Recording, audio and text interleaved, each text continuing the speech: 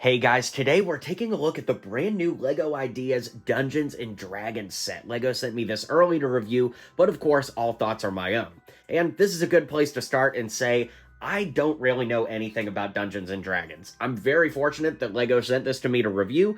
However, on the flip side, I can't give you a review of this and give you every little Dungeons and Dragons Easter egg. I just don't want you to get super invested in the video and me be pretending like I know. So the way I'm approaching this is to review it partially just as a LEGO set and partially as a LEGO castle set and just kind of look at the cool play features and everything there. I am going to give you a little bit of the lore that they explain in the beginning of the instruction booklets, but I can't tell you if there's any Easter eggs in here or anything like that to D&D because I simply don't know it. So I just wanted to be upfront with you about that. That being said, this set has over 3,700 pieces, and it should retail somewhere in the $350 range depending on where you live in the world, so there is a lot to unpack here. Needless to say, this is a very, very expensive set, but I think the level of detail they packed in, not to mention the amazing minifigures, really does make it worth it in the end. So let's start taking a look at those minifigs, then the small builds, and then the environment it comes with. So when it comes to the instruction booklets, you can see that there are 4 of them, and basically it lets you all work on a different part. So if you add up to 4 people, one person could be building the dragon, people could be working on the castle or the inn, so that is very cool. The artwork was also custom designed. As we open it up here, you can see that there's plenty to read on the inside about D&D, so I'll let you pause this at any point if you want to read. That way we can go ahead and let you read anything here while still moving on with the instructions. But because D&D has so much fandom and lore behind it, I thought that the real D&D fans out there might want to read this, and if you're more so into just the LEGO build itself, you can of course just skip ahead to the review, which will be starting momentarily. But for now, just wanted to show there's a lot of cool history in here about D&D, a lot of lore explaining, and then we get into the build itself. LEGO also sent over 2 of the promotional items that will be out at the time of this set. The set on the right is a Mimic Dice Box, which will be a free gift with purchase between April 1st and April 7th if you buy this set from LEGO or LEGO Online. And the other is this game book in the back, which will be available for free digitally for download from LEGO's website, or you could get this paperback version for 2,700 Insider VIP points. So keep an eye out for those. So starting off with our minifigs, we've got our skeleton builds, and there's a third one we'll look at in a moment. The skeletons themselves are just basic LEGO skeletons. This one, of course, having some armor and a very cool sword, a piece I've never seen before. And then this one having some accessories in the hand, like a ring and this little weapon here, which I'm not really sure what that is off the top of my head. But the other skeleton is this very cool one that comes with a really great cape. It's purple on the inside and a very reflective color on the outside, and it really looks awesome. Definitely a cool accessory. Here we've got the gelatinous cube, and this is built up of transparent blue pieces that look really nice, and you can see that there are some skeleton parts and a pot, or a pan, and a, little gem in there, so basically just a very cool translucent build, and I wish I could give you more lore, but basically all I know is what the instruction booklet showed us earlier, so I'm just kind of basing it off of the build itself. Here we've got the owl bear, and this one is pretty interesting. It's got, hinges for its back feet, so it can kind of, spread out. And then you've got the little sockets on the front that the arms can move. The head does tilt from side to side, and the tail moves as well. But overall, it's a very nice, solid build. I don't really love the gray being shown there, but I understand that that piece only exists in that color, so it is what it is. But it's a very, very solid build regardless. Here we've got the Beholder, and this thing has so many eyes, makes me think of, it always feel like somebody's watching me. But anyways, a very, very cool build with that very unique purple color. You can see it has these translucent pieces so that it basically floats and moves along like that. The jaw does open and close just a little tiny bit, and of course you could twist all of these eyes in whatever direction you want, but overall, this thing is LEGO equivalent of nightmare fuel. Here we have what's called a displacer beast, and you can see that the legs do move just a little bit. They only move forward and backward, though. They don't move outward. and the mouth doesn't really close either, so the mouth is perpetually open, and you can move the tentacles on the back a little bit. The build does look pretty nice overall, but it is a little bit on the flimsy side. You can see how stuff's just kind of moving around in my hands just as I twist them around. So, you know, definitely not meant for heavy play, but definitely a solid representation, if not a solid build. Here we have what's called the Gnome Fighter, and this one is pretty interesting as well. I don't know that I've ever seen this shoulder piece, although I could see it being from Nexo Knights or Ninjago or something like that. We do get a very new print on the shield here, which of course shows this beast depicted on the shield. We get a giant sword for this character, and just like before, the head can be flipped around to show an alternate expression on the other side, and altogether you could remove the head and put on this one, which is the female version. So again, you know, depending on who's playing the character in your campaign, you can switch the genders around like that, and we've got a wink on the other side. Overall, another very nice figure added to the lineup. Here we have what's called the Orc Rogue, and this is one of the better figures in my opinion. I love the leg and hip printing on this, as well as the torso printing. We get a unique blue hood, which we can flip around, and you could see the back of the torso there that has some printing on the back of the belt, like some little pouches that this character is holding on to. And again, continuing the trend, we could switch that head out with a female head here, and there's really not a ton of difference if you look side by side. Just some slight variations there, but once again, it's cool to have some options and to be able to make multiple minifigures with just the one body we're given. Here we've got the Elf Wizard, and this one is interesting because we get a blue skirt piece for this character, and we get a really cool shoulder piece as well. You can see that there's some kind of like book. I don't know if it's like a spell book or something. Again, I just don't know D&D well enough to know exactly what I'm looking at here. But once again, you guessed it, the head can flip around as you can see, and we can lift that head off, and it comes with a male head you could put on there that looks a little something like this. And there's with the hair. Then we'll flip it around, and there's with the hair on the other side with kind of like a fighting, confused, angry face. So definitely a unique figure overall. Speaking of the spell book, we do get some alternate tiles here, which I guess you could flip in depending on what the book's going to say when you open it. But again, I don't know enough about D&D to give you the, particulars, so if somebody else does, let me know in the comments. Here we've got this dragon dude, which reuses a dragon head from the theme video, short-lived theme that was. He's got brown horns, which is interesting, and overall, not too much to say about this figure, although the dragon head is really nice and adds a lot of uniqueness to the minifigure selection in this set, and I do like this figure a lot. Now that brings us to our minifigures, and most of the minifigures come with another head and hair combo so that you can change the gender of the figure depending on who's playing in your D&D campaign. So the default one here is the old guy. He's got the, receding white hairline with a big white beard, which looks very cool. And then, of course, we can take that head and flip it around. So you can see that one side he's actually not damaged, and the other side he's got a black and blue eye and a missing tooth. We'll go ahead and remove the head and beard combo now to show you the other head on there. Looks a little something like this. And of course, this one you can flip around as well for an angry face on one side and a little bit more of a warming face on the other. This one is unique in that it gives us these posable mid-sized legs. So if you don't know, these are short Lego legs that can also be posed, which is quite nice. And we do get printing on the hips and the front of the legs as well, which makes for a really, really nice minifigure overall. And finally, when we get to this figure, the instruction booklet does not name who this figure is, but as you can see, we got a little bit of sweat coming down their forehead, so I think it's like they're evil and they know it, because when we flip it around, this dude looks pure evil. Now, I do want to let you know, well, I'll show you what the hair looks like on that side of the head as well, so you could get that visual, and it does come with an alternate head with a female version that kind of has the exact same expression. So you can see she's got a bead of sweat coming down her forehead there. And then, of course, you can flip it around and she's got those evil green eyes. That would look pretty good for Hela from Thor Ragnarok. But if we lift that up, we get kind of like a tattered black cape that we can put on here. Then, of course, that means we're going to have to put the head back on the socket, so we'll go ahead and do that. It comes with a hood you could put on, as well as a green gemstone staff.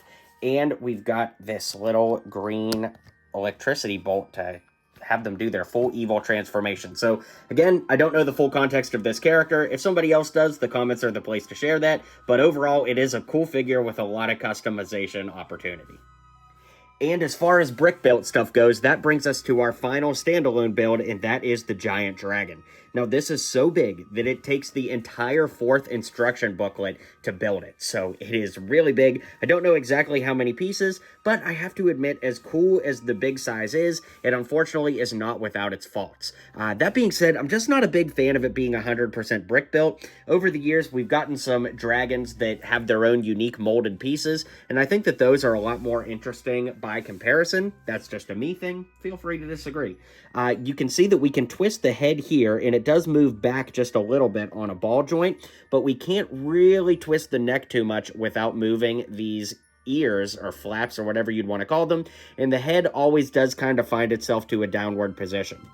You can see that there is a flame coming out of the mouth, which of course you could remove and it looks just as well without it, but it does look pretty freaking cool with the flames coming out of its mouth. Now, for the wings, you can see that there are these big fabric pieces here. I'm sure that that contributed to the price of this set because these are brand new pieces that were made for and probably exclusively for this set. Then, of course, there are joints here where you can move the wings from side to side and kind of have them flap up and down. Those are very sturdy.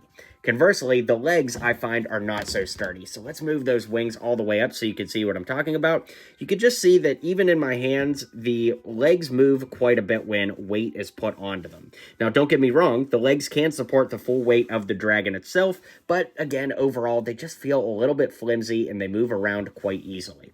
That being said, too, I find that you really can't, like, move the position of the dragon too much because the elbow or knee joints, if you will, don't really move, so they're kind of in fixed positions. So really the only position you can put the dragon in is one like this. He can sort of sit back on his feet a little bit, but overall I just find that the posability is a little bit limited.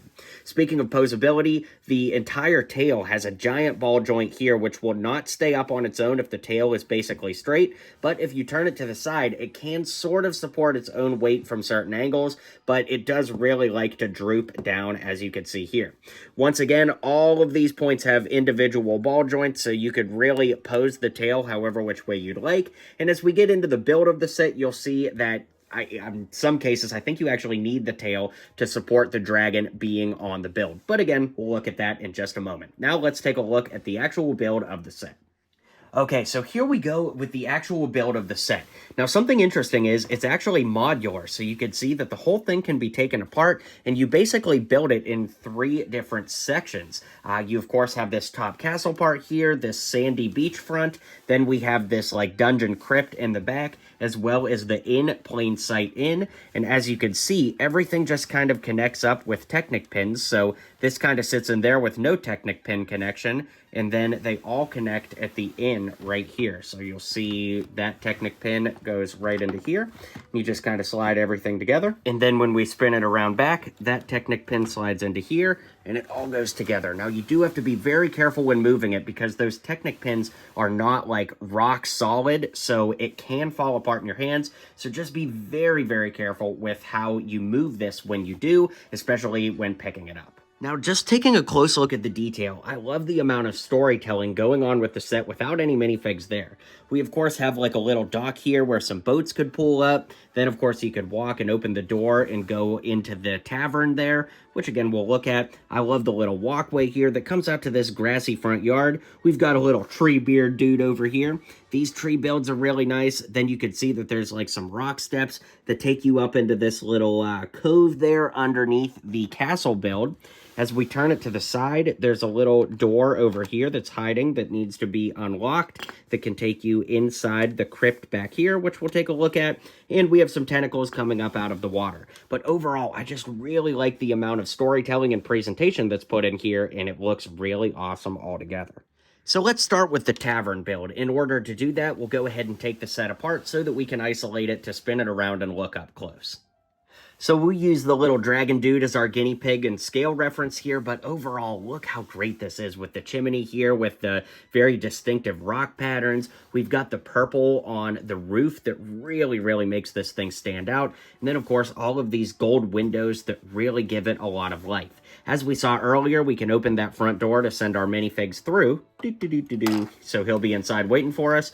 Close the front door, and then we come around to see a very decorative interior. So one of the cool things is it's pretty modular, right? You can lift off this roof piece to get access to the inside. Then you can lift up this entire piece to get access to the bottom floor. So we'll start there. Over in the corner, you can see we've got a fire and some bottles, as well as like a place for the, I don't know what you would call him, like the tavern barkeeper, I suppose, to be serving up drinks. Then over here, we've got a weapons rack and a loot hanging on the wall, and just lots of cool stuff going on overall, and it feels very homey and lived in. Speaking of which, that brings us to the top floor here, where we've got some interesting details going on, like this bag sitting on the windowsill here, and of course, we've got some mimics up here, one of them being this little treasure chest, which you can remove out. The entire thing actually lifts up out of the set like this. And then you could remove the treasure, if you will, out of the center so that it goes into stealth mode, if you will. And then, of course, you could insert this back in to have, like, the tooth and teeth and all that coming out of the chest. And then, of course, that would go back there. We've also got some stickers here. Interestingly, there's not all that many stickers overall. Looks like this picture may be referencing the designer of the set, which would be pretty cool. But overall, just some cool pictures there. I don't really know, well, you've heard me say it 100 times. I don't know the D&D lore to explain any and all Easter eggs to you, but, you know, I'm sure some D&D people in the comments will know. The bed is also a mimic, as you can see with the eyes here. So the bed opens up, and you can see that there are teeth inside, and if that doesn't make you scared to go to bed tonight, I don't know what will. Then, of course, we could put the roof back on here and slide it back around to finish taking a look at the In Plain Sight Tavern. So now we'll take a look at the castle section, sort of. I guess it's like the fortress. I don't know what you'd call this. Let's call it beachfront property. As we talked about, there's some great detailing here with the walkway, got some creepy crawly spiders there, and I really like the ocean here that, or maybe it's a lake, I don't really know. It doesn't tell us in the set. Anyways, we've got these very cool trees here that are built with these new, well, new-ish fern pieces.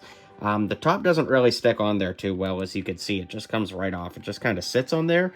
Kind of unusual for Lego. But we do have this walkway that comes up, which is pretty cool. And then this entire thing actually lifts forward. So we can pull that out, and you can see into the crypt in the back. And I'm just going to go ahead and leave this off for now, because I'll need the light when we get through the other side. But if we look inside, you can see that there's a skeleton bone and a little book, presumably a spell book. I'll put it back when we get over there. You'll see what I mean when we get there. Up top, we've got these little mushroom dudes chilling out. We'll see another angle as we spin this around. And we've got this tree guy. Now, this entire thing is removable, and it just sits on that back stud of that, like, hose piece. It clicks into this little section back here. Just got to line it up perfectly and set it down. Looks like that branch actually came off, but there we go.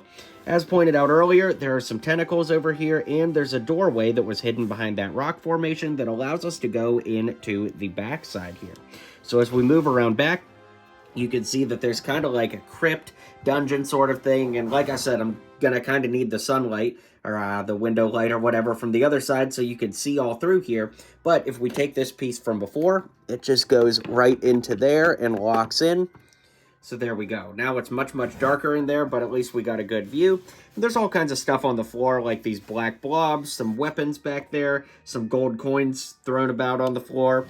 Then we've got a little gelatinous cube there and a little weapon that sits in here that presumably your heroes are going to be able to find and use, so that's quite cool. Then that brings us up top. As I said, we have these little mushroom guys here hanging out near a campfire. We've got a little shield here with that, like, eye dude that we looked at earlier. Then, of course, this door opens here, and there is a little dungeon in there. You can't really access it beyond just being able to, like, put your finger through here and, like, set a minifig in there. So I wish that there was more access, like a door lifted up elsewhere so you could get in there, but it is a pretty creepy dungeon with that chain hanging down from the ceiling. As we move up top, you can see that there's an entire upper deck for kind of the castle here that, you know, your figure can walk up here, have him walk up here, then walk up these very steep steps and get to the top section up here where we've got this little barricade for your figures, and then they can walk over here, which will connect to the big castle, which we'll look at next. So as mentioned, everything connects up together, but this section actually does not connect to this section. It just kind of sits together, and it's not until you put the tavern in place that the Technic pins connect to each other and put a little bit of glue there.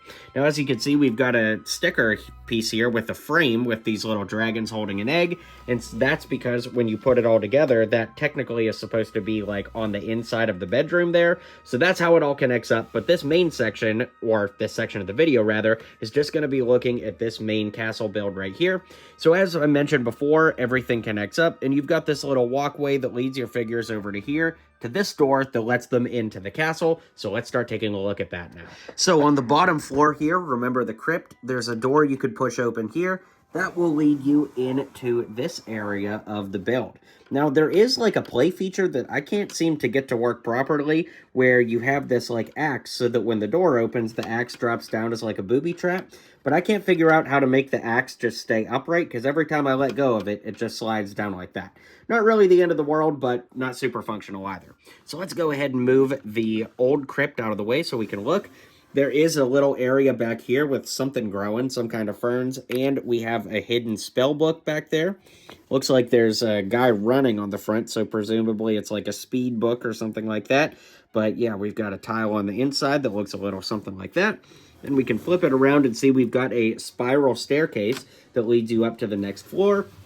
And we also have a door over here that would connect from the tavern, if you put the tavern there too, when everything connects up that way. So as you can see, we've got those steps that come up top, a very nice pillar archway build here for support, and this entire top part actually lifts up and off. A little tough to do with one hand, but you can see how that would lift off, and I guess I'll go ahead and do that so that you can see what it looks like, but again, tough to do with one hand, so 1 second. All right, so here's lifting that off, and as you can see, there are studs in the corners that hold this on. There's also a little stairway that comes up, and that stairway lets you right into this area where there's this, like, dragon shrine going on.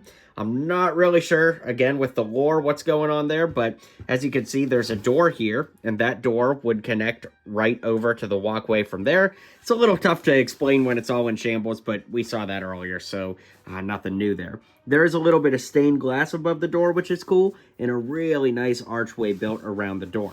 Now, of course, your minifigures can walk up through here, and the steps come up to here, to a door up front with another great archway, so you can open this door and let your minifigs through. Then, once they get through, there's some candles in the corner there, a little writing quill, and lots of tiles that are the kind that we see in the books from all over. And then, of course, we've got some kind of, like, dragon egg hatching ritual thing going on at the top. And all of this is disheveled because the dragon is supposed to attach to all of this. So when I reassemble it, I'll show you where you're supposed to put the dragon and all that. But overall, it's a very, very nice area. And I love that there's a ladder that lets you climb all the way to the tippy top where the flags are. So let's reassemble it and place the dragon. Okay, so we've got it all reassembled, and it's finally time to place the dragon, and it's not as easy as you might think. You do kind of have to, like, position him a little bit, and this is the part where I wrap the tail around the back, sort of, to try and have some support. It's just one of those things where, like, it doesn't perfectly click into place. You gotta fiddle around with it a little bit. But there you go. The dragon has now been placed. And overall, I do think it looks pretty cool. Again, you can fiddle around with it and maybe move him this way, but he's so big and so heavy that if I move him just a little bit, you can see he's falling around back. So that is one thing. It doesn't look terrible, and it's not awful, but I just wish it was a little bit more cut and dry. Like I said earlier with the dragon, when we used to get the dragons that were, like, made up of their own molded pieces, and there you go. There you have it. I'm going to leave it in, folks. You got to see the reality of these things, you know? It is what it is. I wish it wasn't the case, but we just had a dragon fall over. What can I say? I guess in terms of D&D, I actually just won, because the whole point is to defeat the dragon, right? Alright, so it just took a couple minutes to rebuild, but to finish making my point, you can see that there's not really anywhere designed for the dragon to lock in. He's just supposed to kind of sit there, and that can lead to calamity, as we just saw. So the build is great, the dragon build is great, but the way the two integrate together, not so great.